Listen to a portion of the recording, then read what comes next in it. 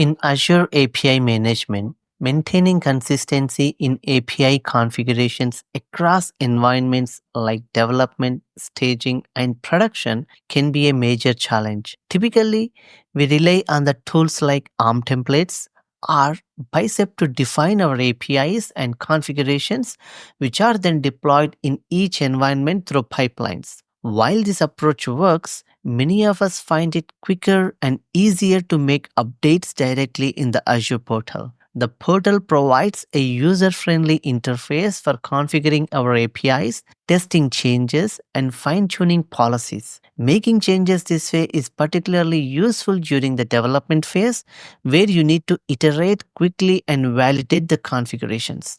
However, converting these portal based changes into ARM templates or Bicep files is often complex and time consuming. We struggle with capturing all the configurations, policies, and dependencies accurately into the templates. This is exactly where APIOps steps in to simplify and streamline the entire process.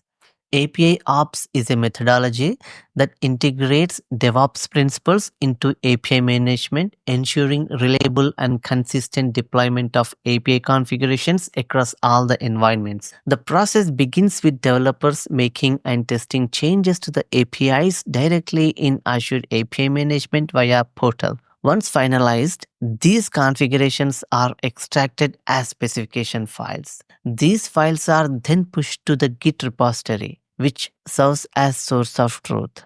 These artifacts then deploy to the next environment like staging, production, ensuring a smooth and consistent transition through the development pipeline. These artifacts then deploy to the next environment like staging and production, ensuring a smooth and consistent transition through the deployment pipeline. In this video, we will see how we can achieve this through a step-by-step process. Hi, this is Shri. Welcome to my YouTube channel. I'm a Microsoft MVP and I do blogging and make YouTube videos on .NET and Azure. If you haven't already, please hit the subscribe button and help me grow this channel.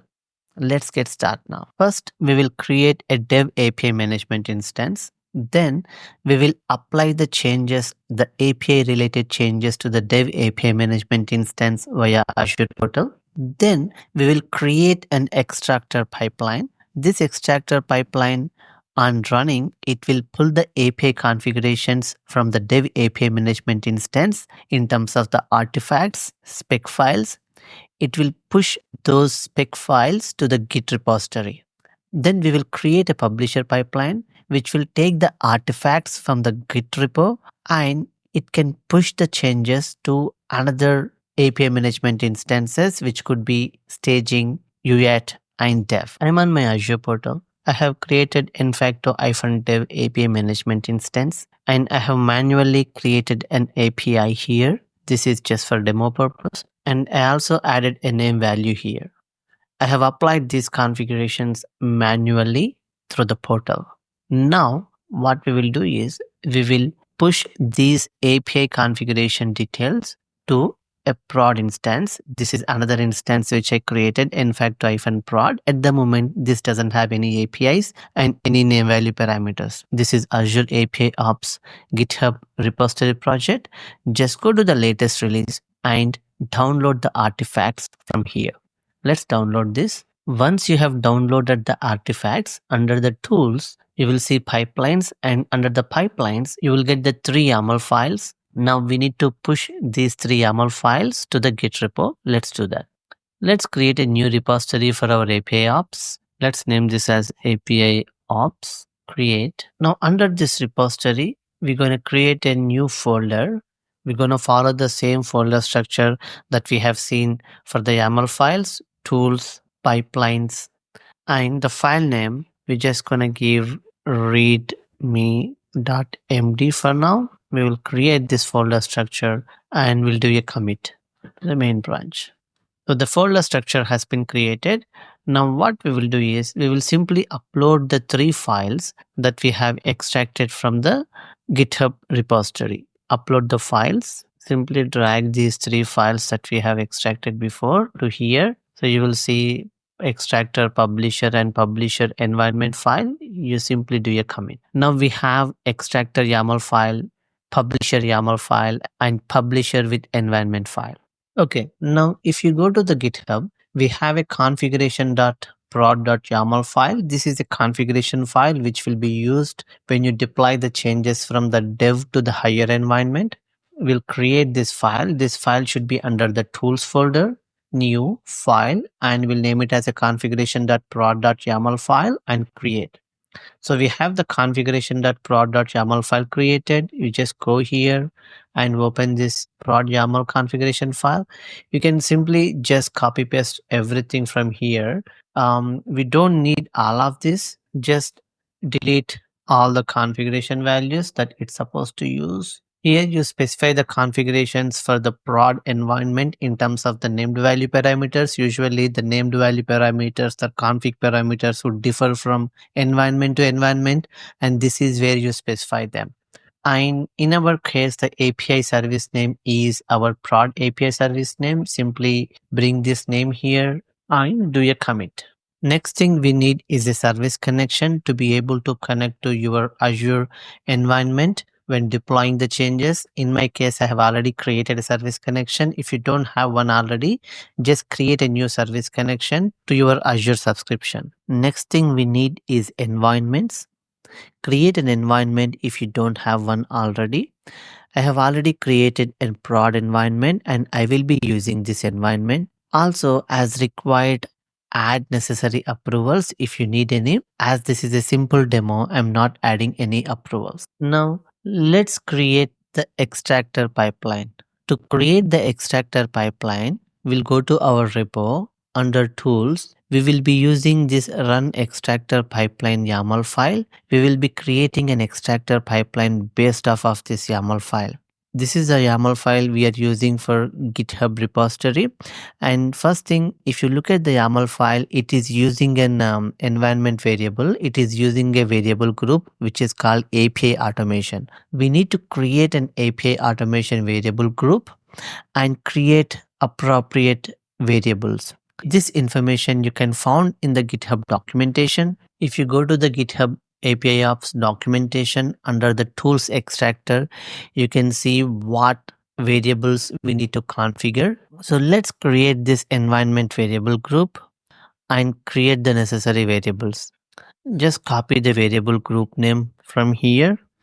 Go to the library under the pipeline library. You can go and create a new variable group. I have already created a new variable group, and this variable group will need a couple of the variables. The first one is APIM name. Give your source APIM name. And if you see the API release version, API ops release version, you just take this one and maybe let me open the repo and refer to the YAML file. That way it's easy.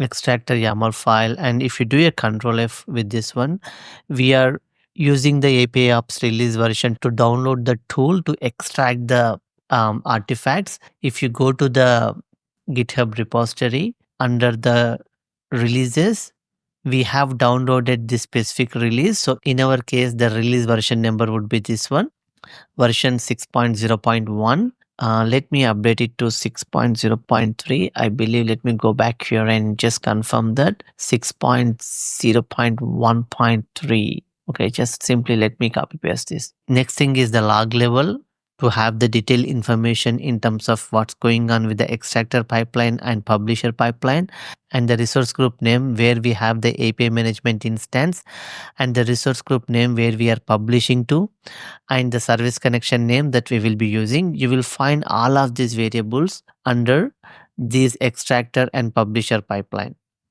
These are the minimum required variables to have the extractor and publisher pipeline running.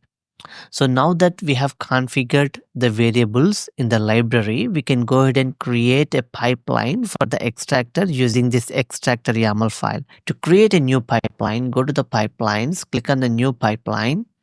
It will be from Azure Git repo and APIOps existing pipeline. Just select the pipeline from run extractor YAML pipeline and continue. Just click on save. Now the pipeline is saved. Let me go to the pipelines. All. I just want to rename this one to rename the pipeline to APIOps extractor. Save. Now let's run this pipeline. So if you run this pipeline, if you go and look at the YAML file, it would require certain parameters as an input parameter extractor. So these are the input parameters. You can set the default values within the YAML pipeline if you wanted to. But in our case, the API management instance name is our dev API management instance name. You can even have this configured from the environment variable as well. This can be done in a quite different ways. APM instance name is the instance name of API management from where we are extracting the API configurations. This will be our dev one. Let's grab that. We are extracting the API configuration for this from this API management instance. Next, APM instance resource group name. Give the APM instance name where we want to extract the API configurations from and the resource group name of this API management instance. Then the repository is API ops, the repository name, and the folder where we want to create the artifacts. We will simply call it as artifacts. It will create a folder with name artifacts under this repository, and all the API specs that are generated by this pipeline will be saved under this folder. And the target branch for pull request will be main.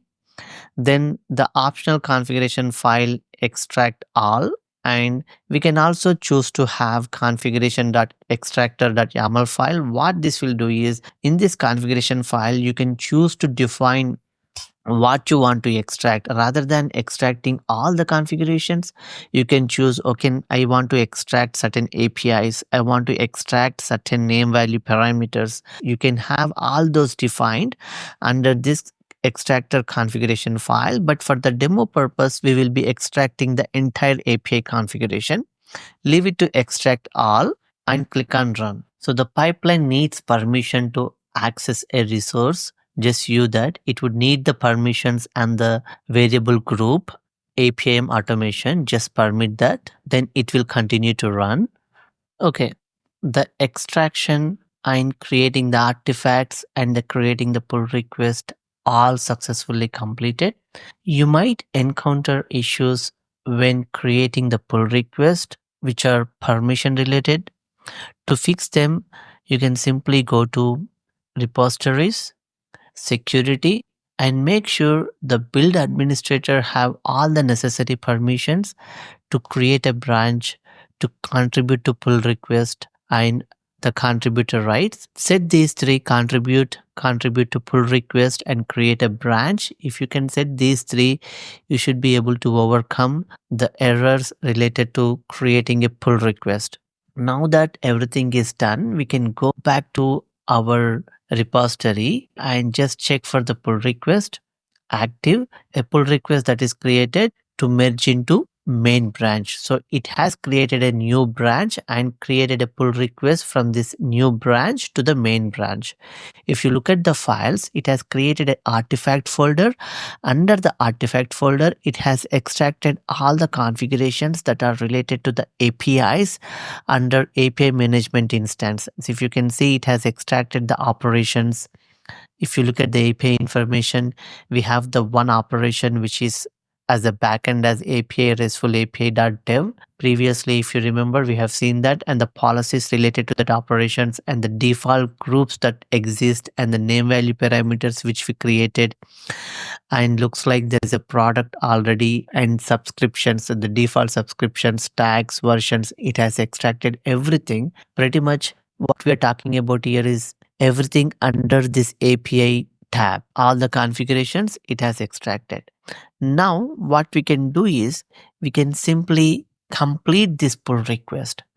To complete the pull request, you can simply approve and complete it. We can go ahead and delete the source branch. Upon completing it, it will merge all these changes to the main branch.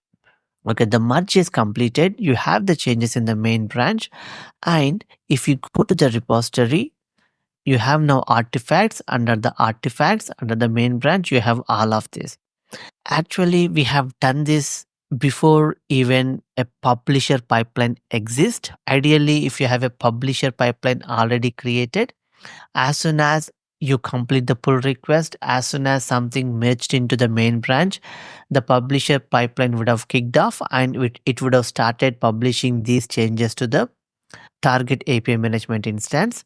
Since we do not have the publisher pipeline, nothing happened, but that's okay. We can manually kick off the publisher pipeline. Now let's create the publisher pipeline.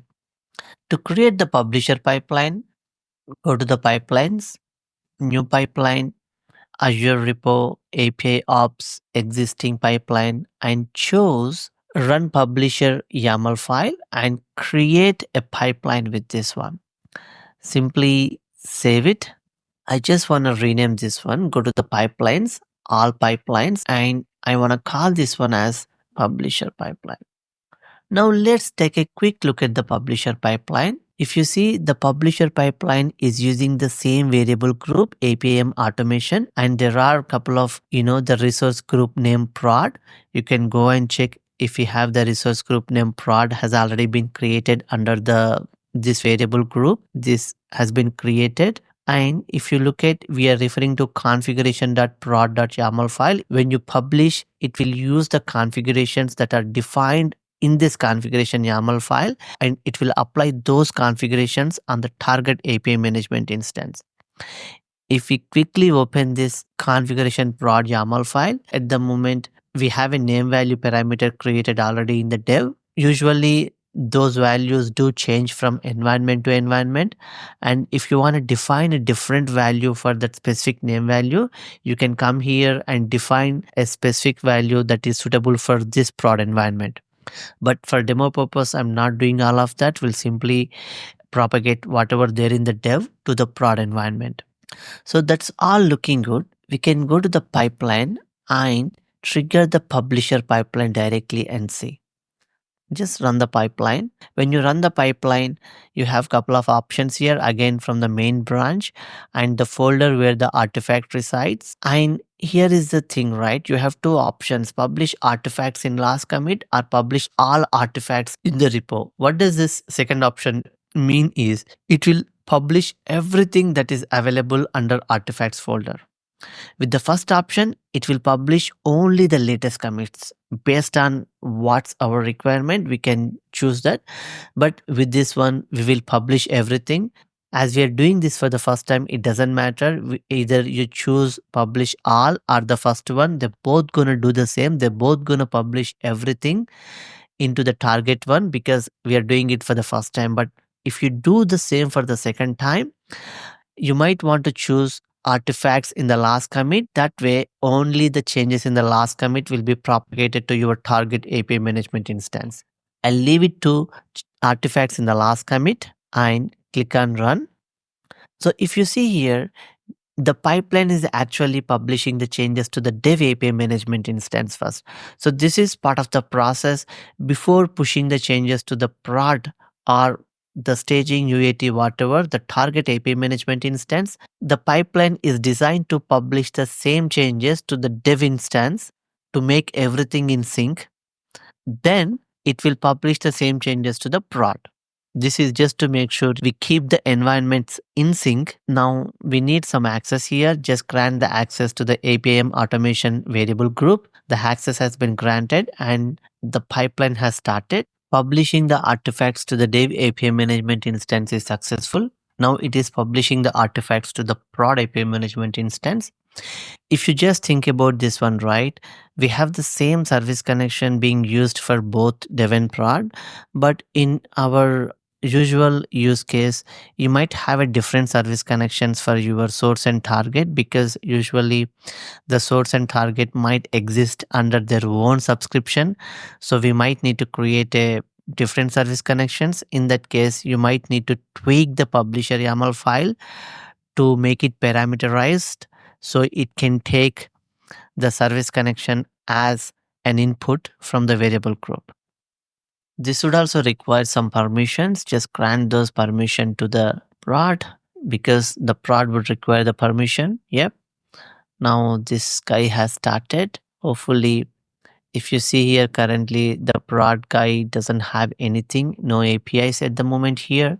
As soon as the publisher pipeline is done, we should be able to see some APIs here. Okay, at the moment, nothing. And this guy is running, this guy is publishing actively. Okay, this has failed. This has failed with an error. Configuration file prod YAML was not found. It's not an optional. Okay. If we go back to the pipeline, okay, I think we need to have this created at this level. We created this one at a different level. Let me create this one again. Just copy and create another file here. Maybe just new file here. Create. Yep, this one will be at this level. Then we just wanna copy the entire content from this file simply to here. Control A, Control C, come back to a Control V, then just delete this guy here, then commit this guy here. Okay, now if you see, this has been moved to the proper level. I believe with this one, it should be able to work if we simply kick off the failed jobs. Just let's say run. Okay, we'll rerun all the jobs. That makes it simple. Then let's see. Okay, this is still hasn't worked. What we will do is, since we did a latest commit as a configuration prod file, we will do a new build and we will publish all artifacts. So this is probably another use case that we are, I think, a good case to demo. Now we will publish all artifacts. The reason why we are choosing this one is because in the previous check-in, we just removed and we just deleted and re-added publish prod config file. It might choose just that one change. So we don't want to do that. Since we are doing it for the first time, let's deploy everything and see what this guy will do now. It has published all the changes to, yep, it looks like everything has published to the target instance. Now, if we go to the Infacto prod and look at the APIs, we should see our RESTful API has been deployed. That is it for this video. I hope you like the content. If you like the content, please subscribe, like, and share. Help me reach this content to a wider group. I'll catch you in the next video. Until then, this is Shri signing off. Thank you.